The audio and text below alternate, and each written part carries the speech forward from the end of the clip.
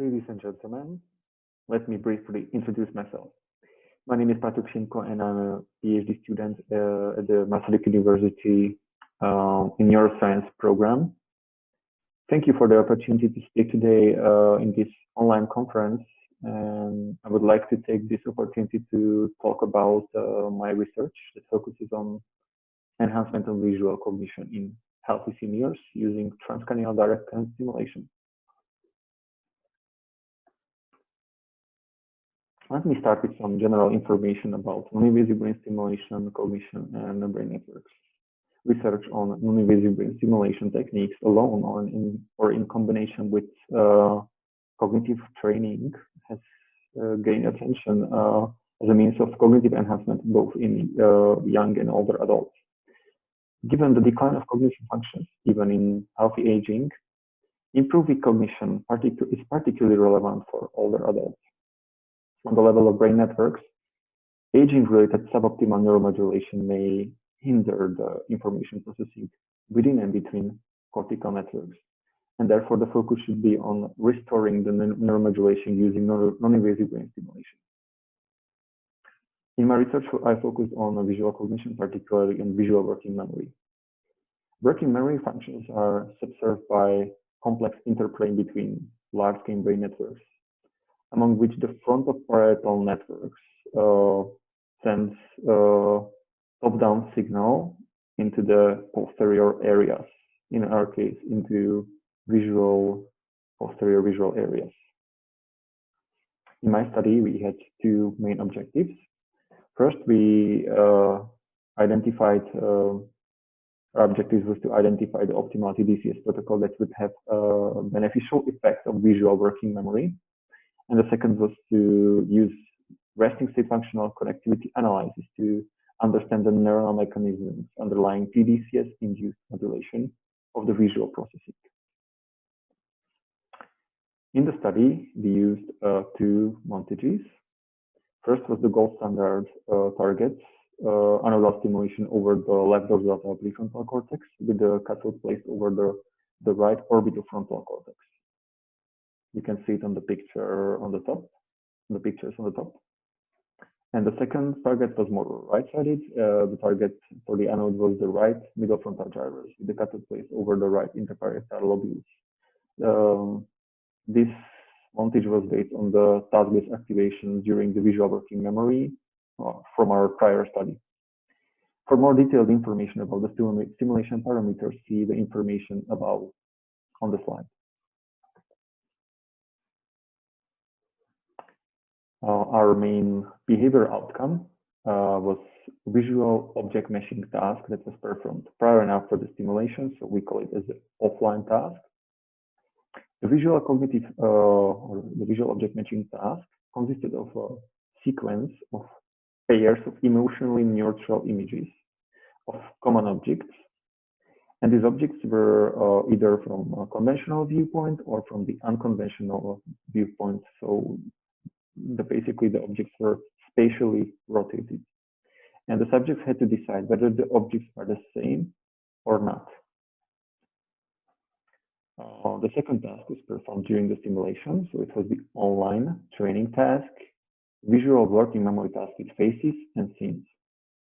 During this task, or during each try of this task, participants observed sequences of two faces or two natural scenes that were presented in randomized order. The task differed in instructions informing the participants how to process the stimuli.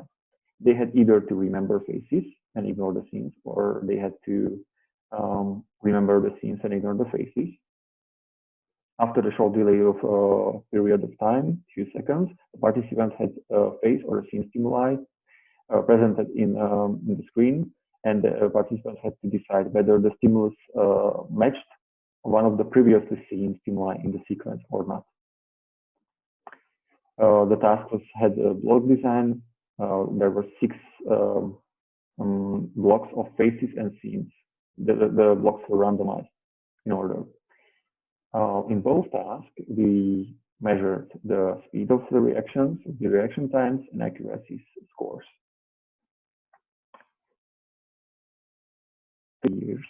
And 70 females and 8 males. All the participants had no cognitive deficits. This was based on our results of detailed neurocognitive battery that was performed prior to the study entry. All the patients had no history of neurological or psychiatric disorders.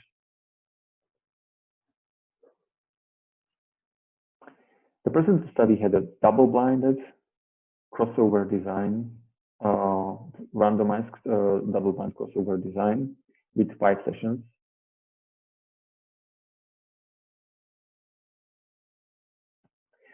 The first session was always a training session where all the participants learned both of the tasks, how to perform the task, and went through the psychological assessment.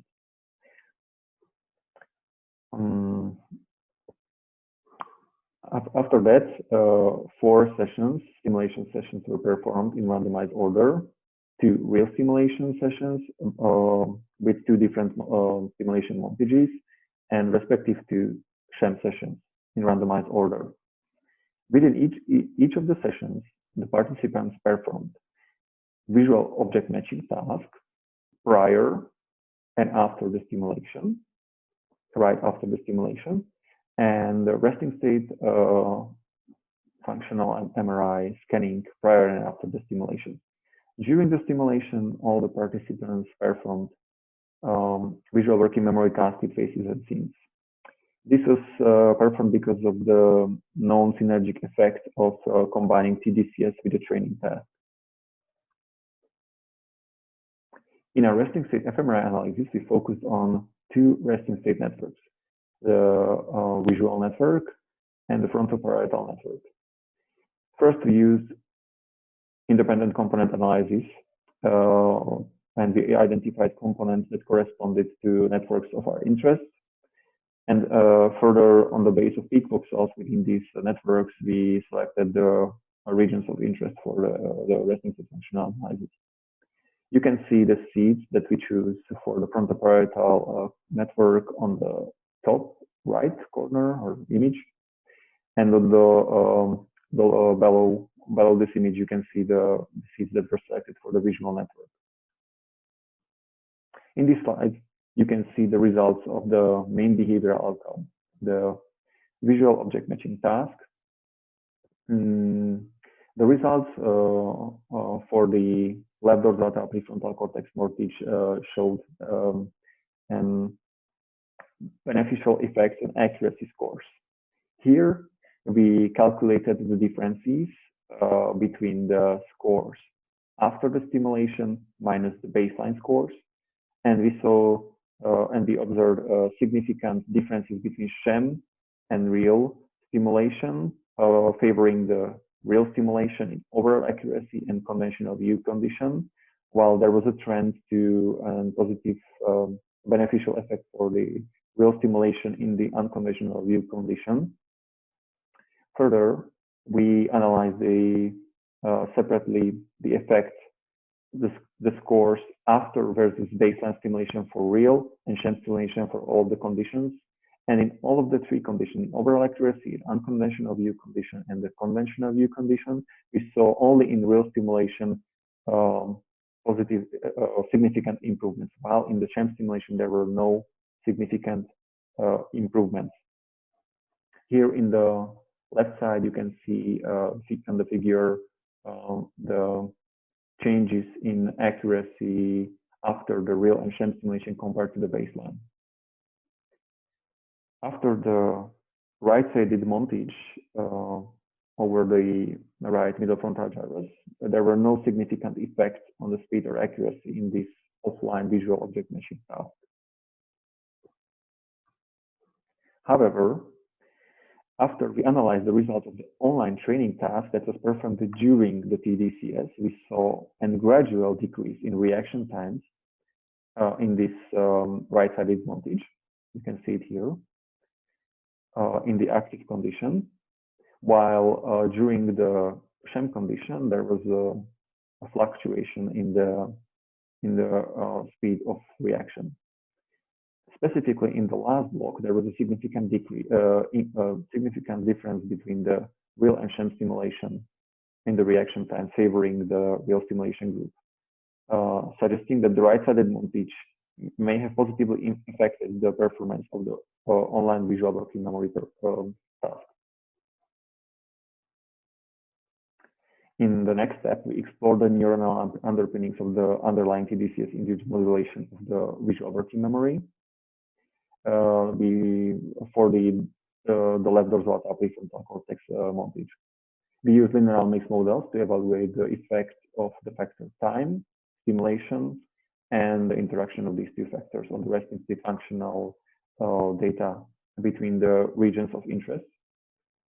Within the visual network, we found a significant change between the seeds that were placed between the middle occipital gyrus and the right fusiform gyrus.